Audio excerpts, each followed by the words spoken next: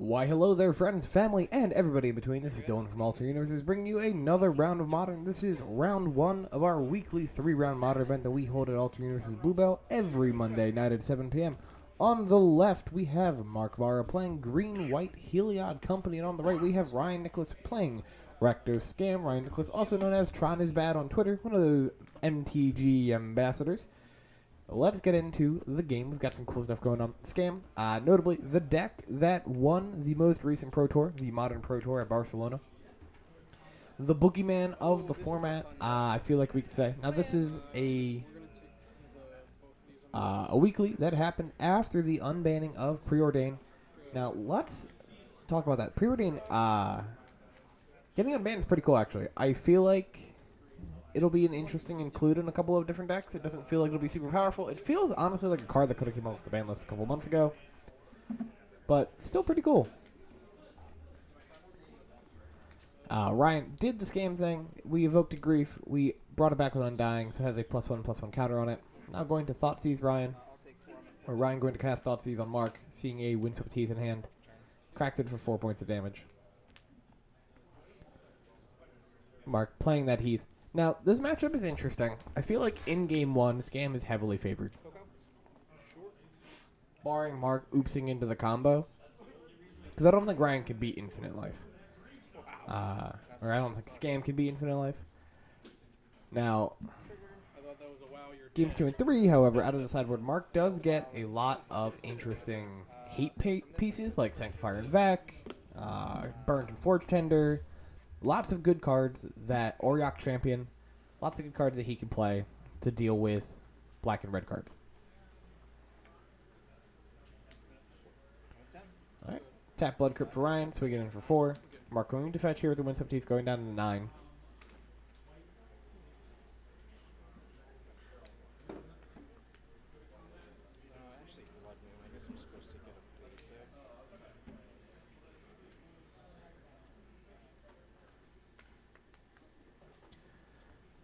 Snags a Forest off of that.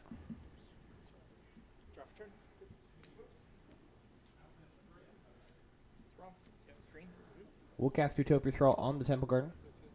Cracks in for 2 points of damage. Ryan going to 14. Yep. 16 would make sense. 4 damage here off the Grief, going down to 5. Cast a Fable of the Mirrorbreaker, making a 2/2 Goblin Shaman. As the first chapter ability.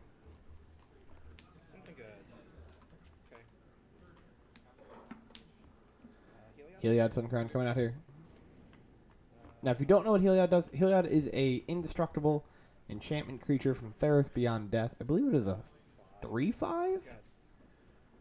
5/5? It might be a 5/5. It's been a while since I've actually attacked with a Heliod. But as long as your devotion to white is less than 5, it is not a creature. And whenever you gain life, you may put a 1/1 or +1/+1 counter on target creature you control. And for 1 and a white, you can give target creature lifelink. So there's actually a really cool interaction with Walking Ballista. We're going to heal it on the board, have a Ballista on the board, pay 1 and a white, give it lifelink, and then when you pull a counter off to have Ballista do damage, you'll gain a life, and then Heliod will trigger, give you a life. Bada bing, bada boom. Here's the Croaks being presented for Ryan. Mark has no cards in hand. That will shock him down to 3. And that is going to be enough damage for Ryan to take game 1 pretty handily. We're going to jump to game 2 in just a second. Look at that. It was like almost seamless. Iganja, Seat of the Empire being the land for turn for Mark here. Seat of an Empire? I think it's Seat of an Empire, not Seat of the Empire. Alright, Ryan. Fetching with a Polluted Delta here. Going to 19.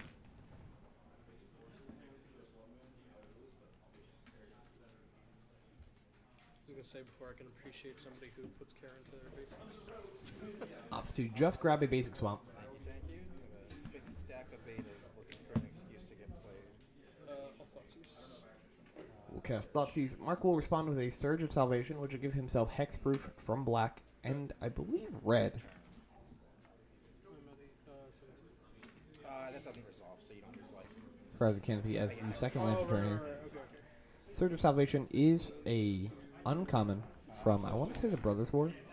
Forge Tender? Ooh.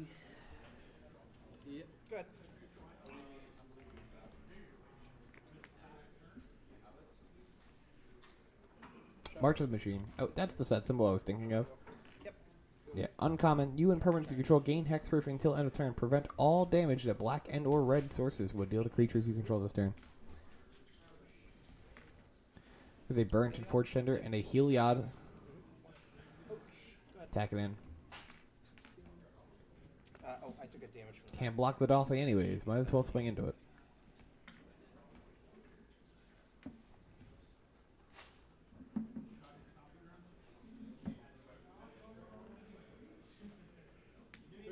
that. 14. Good. Alright. Ryan cracks in 4-3 here at the Dolphy Woodwalker. Did not have a land to play, so could not cast that Blood Moon.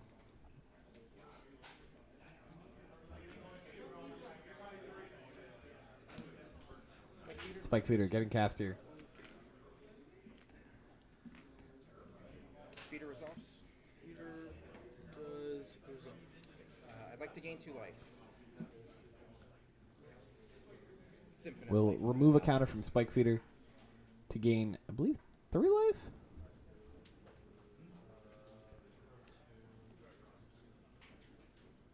And if this resolves, Mark will gain infinite life.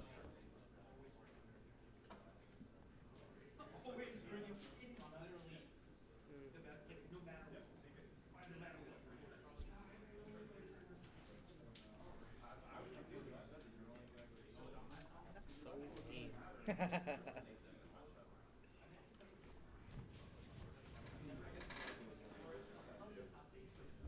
It's just infinite life, though, right? It is. We see Ryan has a Fatal Push in hand. So that means I'm not Push dead. not going to do anything in the situation, as Spectre is a 3 CMC creature, and we do not have the Revolt trigger. Is that a trigger? Revolt Sure, you're at infinite. Okay. status. So Mark, going to gain effectively infinite life. I believe the number he said is 1,000,000. Yeah, Ryan, I'm get a like scoop it up. thinking in my head. Does not have a I couldn't make this in-deck way to beat infinite life So currently. I lost. And we are off to game 3. Black Leaf Cliffs, land for turn for Ryan. We're going to be in game 3 for a little bit here. So let me do the ad reads for you folks. We have 2 events to talk about, both of which pretty fun. I just cleared all of my cookie history. So my normal shortcuts to get to 19. my ad reads are not a thing. Okay, dokie.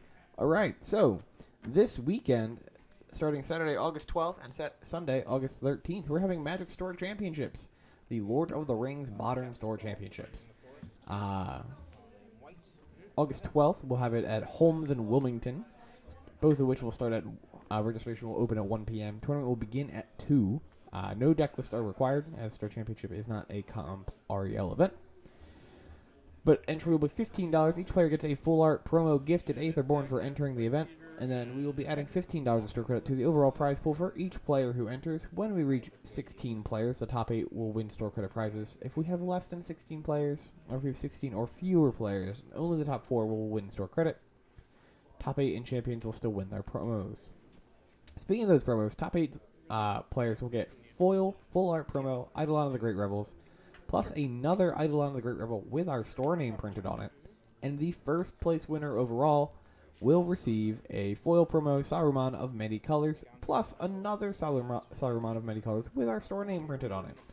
You should be there. It'll be a great time. I will be at the Bluebell 1 Sunday, August 13th, where registration opens at noon and the tournament begins at 1.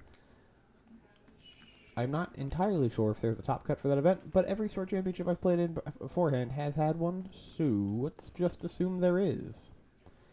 And then the other event I want to talk about is the Modern 1K Plus that we're having at Alternate Universes Wilmington on Saturday, August 19th.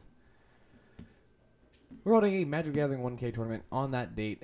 1K is a special Magic Gathering tournament where we give away a minimum of $1,000 in store credit as prizes to the top 8 players. Store credit is awarded on a rechargeable AU gift card and can be used at any of our 3 locations.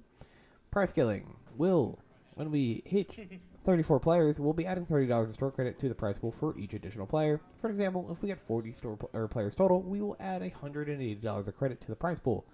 We're going to be doing Modern as the format. Entry fee will be $30. Registration opens at 11 a.m. The tournament begins at noon. If you're looking for a prize breakdown for the base level, you can go to our website, ultimateu.com, and get all the information on that. I unfortunately will not be at that one. I'll be at in Atlanta, Georgia for a Flesh and Blood event. Playing a different card game, I know. The shame. But I hope you can attend and have a great time while you're there. Let's take a look back at the game. Mark has a Boromir, the Grey Warden. It's definitely Boromir. I don't remember his title.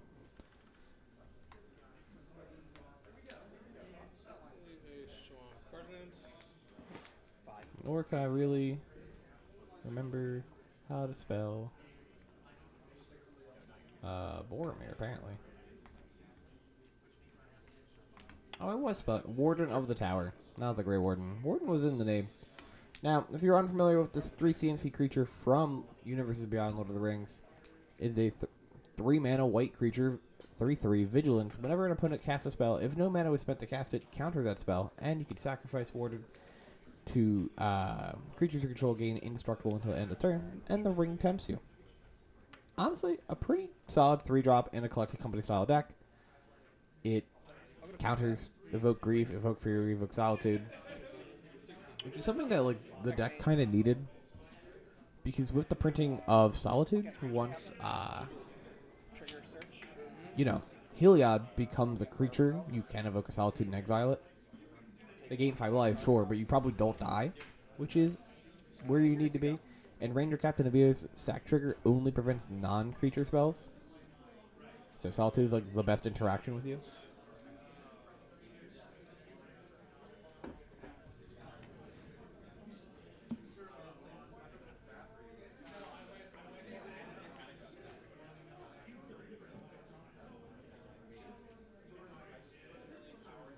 Speaking of Ranger Captain Eos, we see one from Mark here.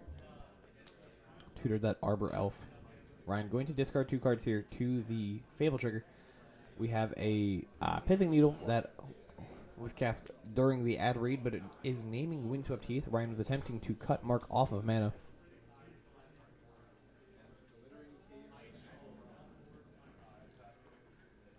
See a Fable, a Kroxa. What looked like a Thoughtseize at first.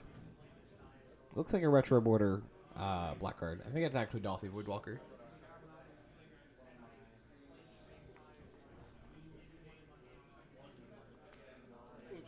Yep. Trigger's good. Alright, Shaman attack it in. Going to make a trigger. Create a treasure.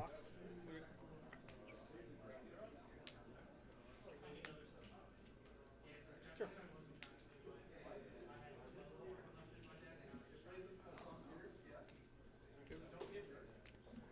Alright, gonna pass the turn. Draw for turn. Forest is land.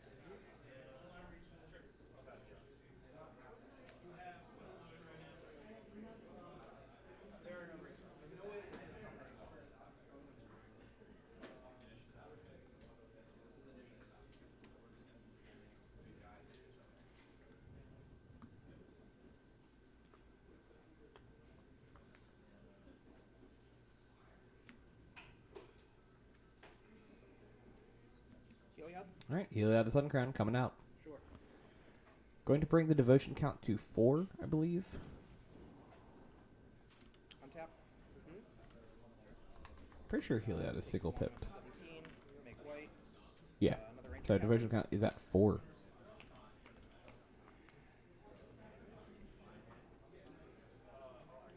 Trigger search. Find a walking ballista on this one. You ever load up TCG Player and see really strange prices for cards from like reputable sellers? Go to Folks, if you're interested in playing Heliod, Heliod traditionally is like a $18 to $20 card. There are 3 listings right now for below $10, which is the lowest I think I've ever seen Heliod. Now that is the base version from Terrace Beyond Death. So if you're interested in trying this deck, right now. Heliod is like the most expensive card besides Ranger Captain Abios. It's like those 2 and Coco is probably the chunkier deck outside of your mana base. We're going to see a Fatal Push on one of the creatures. We're going to see Boromir sack itself. because it came off the treasure, there was revolt was triggered again at this. The conditioning, maybe the condition of revolt was met. Yeah. That Ranger Captain. We'll use the temp trigger of the ring to go on to Ranger So you're Captain. taking 3, Yep, going going to 13. 13. Go ahead, your turn.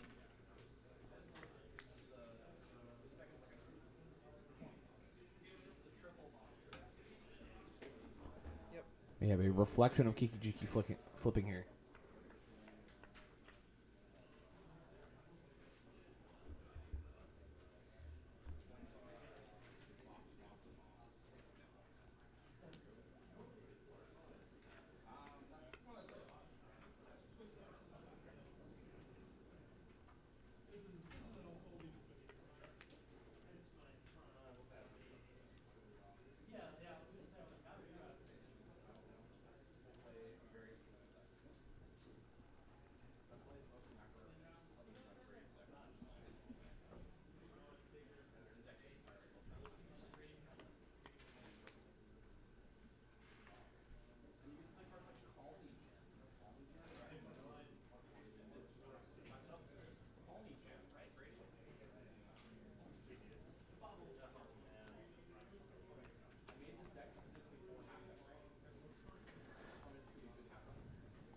Ryan able to cast his Blood Moon here.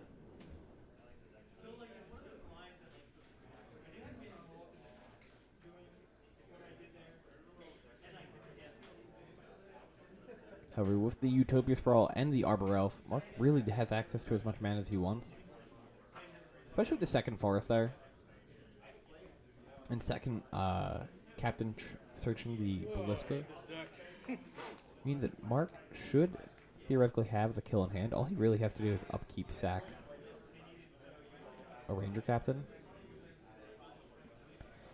Ryan could evoke Fury here. Sprawler's just whenever it's tapped, right? Because the Boromir play happened during Mark's turn, I'm fairly certain. So you could evoke Fury, snipe the Arbor Elf and the Ring-bearing Ranger Captain. It's not a fantastic position, but you can't kill Heliod. The deck doesn't really have an exile effect. We're in deep doo-doo. And then 1, 2, 3, 4, 5. Mark would be a mana short of doing the Ballistic kill play.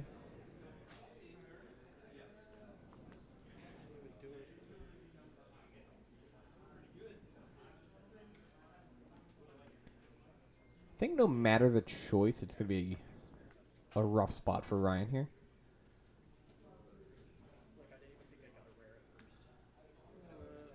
Now, theoretically, if the other card in hand was a red spell, Ryan could like cast the Moon, then evoke the Fury, or vice versa.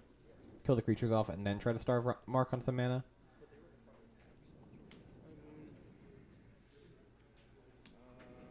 Yes.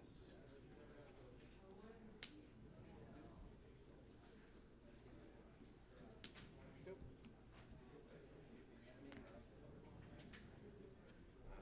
Draw for turn. Yep. Sack Ranger Captain. We'll sack Ranger Captain in the upkeep.